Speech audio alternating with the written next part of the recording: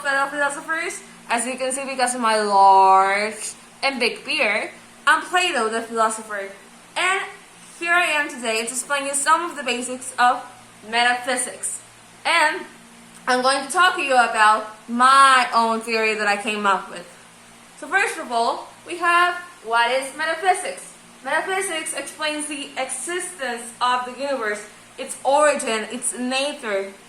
And for this, some people believe that maybe a powerful being, such as God, created the whole universe.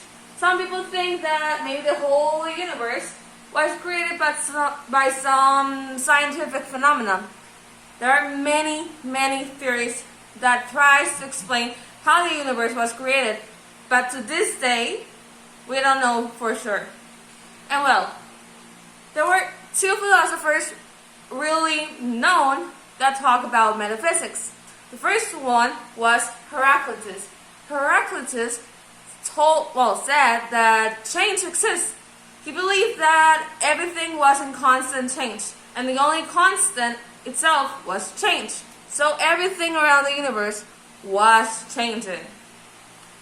But then another philosopher came up with the opposite theory. He said that things don't change. Change is just an illusion. For example, maybe my name is no longer Plato, but Pato, just for saying something really random. But even though I changed my name, I'm still the same person. So he said that change was an illusion. And well, now I'm going to talk about my theory. I believe that Parmenides and Heraclitus were neither wrong or right. They were not wrong or right. For me, change and illusion could be combined. Both these theories, by combining both these theories, I came up with my own theory. And my own theory is called the theory of forms. To explain this, let's talk about my own world, the Platonic world. The Platonic world is like this spiritual realm where the ideal form is created. And then you have the physical realm, the one where we live, which is the earth. So we have the spiritual realm and the physical realm. Okay, now let's talk about one example. The ideal forms normally are abstract concepts. For example, in mine is beauty. Beauty will exist in my Platonic world, which is the ideal form. How we came up with this form of beauty. But then imagine that there are some layers below this ideal form. So people start wondering, okay, then what is beauty? What is the concept of beauty? And then they will try to apply this concept of beauty to entities. For example, we can apply beauty in a woman. We can say that a woman is beauty if she's skinny and it's curvy, and well, maybe if it has big breasts. I don't know. I don't care. But well, people will start to apply this concept of beauty in entities. And then those entities are going to be like the standard so people can replicate that beauty. For me, that's how the universe works. There's an ideal form, like this abstract concept of beauty, and then on our world, the physical realm, we have all of these layers. And well, that's my theory. I hope you like it. For me, there is only one realm, the physical realm. So I kind of disagree with Plato with that. Because for me, on the physical realm, we have substance and essence. Substance is what things are made of, and essence is what things really are. So for me, change is determined by the essence of things. And that only happens on the physical realm. There's not such thing as a spiritual realm. And well, that's enough of disagreeing on Plato. Now let's talk about something else. Let's talk about ethics. Ethics is something really amazing. It tells people how they should behave or act and whether what they're doing is good or bad. But who decides what is good and what is bad? For that, philosophers created their own rules and their own set of steps to follow to know if what they're doing is good or bad.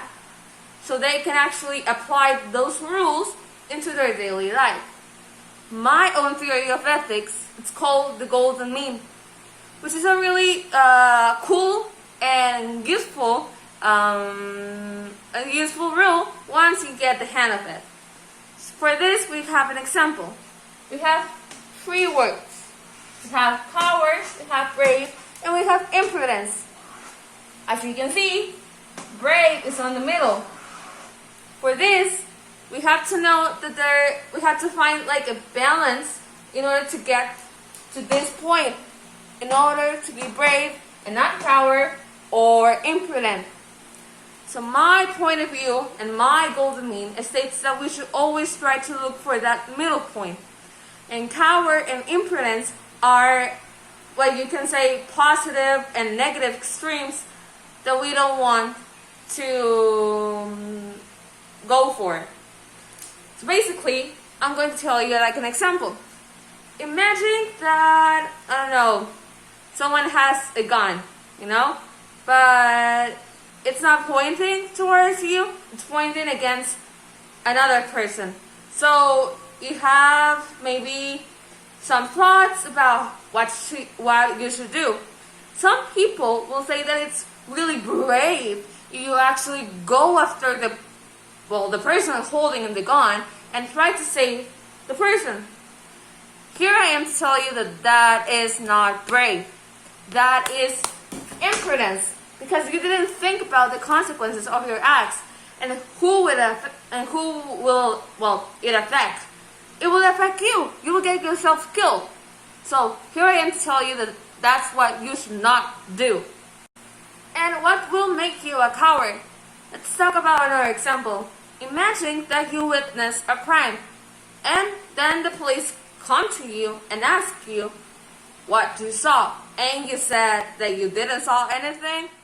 That would make you a coward.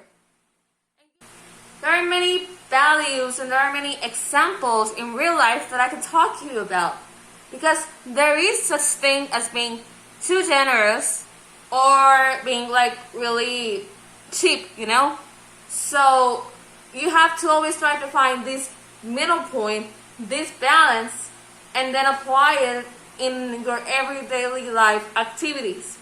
And I hope you like it. That is my golden mean for your daily activities in your life.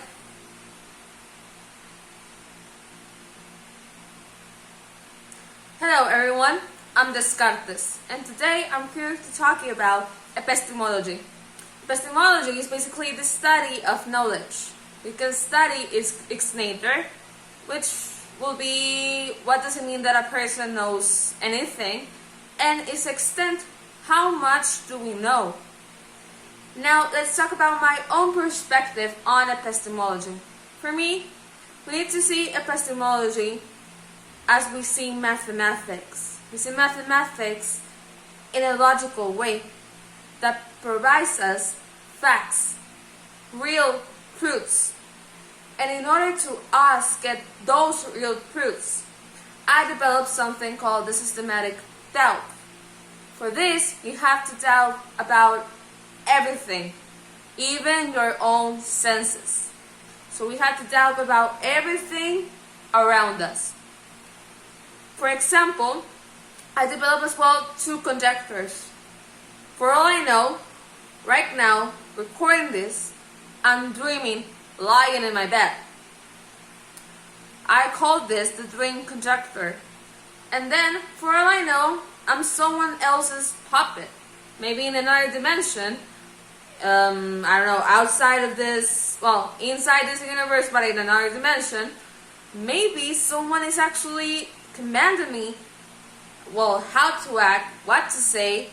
So I cannot trust my own thoughts and my own decisions, because someone else's might be helping me, I might be someone else's puppet, you know? So that is called the evil demon projector. And well, I did discover one undeniable fact, which is I think, therefore I am. Basically, since I think, I exist. That's an undeniable truth. And we should always look for those undeniable truths. Reasons should always be above us. And maybe if we started to rationalize about things, well, way before, maybe not so many conflicts will have happen, or maybe we can avoid conflicts in the future to happen. So start rationalizing, guys, and thank you for watching.